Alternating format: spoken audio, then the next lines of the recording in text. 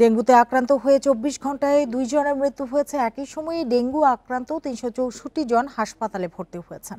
মারা যাওয়া দুজনের মধ্যে একজন পুরুষ ও একজন নারী। শনিবার স্বাস্থ্য অধিদপ্তরের সংবাদ বিজ্ঞপ্তিতে এ তথ্য জানানো হয়েছে। বিজ্ঞপ্তিতে আরও বলা হয়েছে, গত ২৪ ঘন্টায় মারা যাওয়া ২ জনের একজন পুরুষ, অপরজন নারী। আর আক্রান্ত ব্যক্তিদের মধ্যে ২৩৩ জনই ঢাকার বাইরের।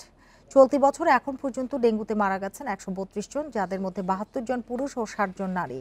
এখন পর্যন্ত মোট আক্রান্ত হয়েছেন ৩৩,৮৩১ জন, যাদের মধ্যে ২০,২০৬ জন পুরুষ এবং ১৩,৬২৫ জন নারী।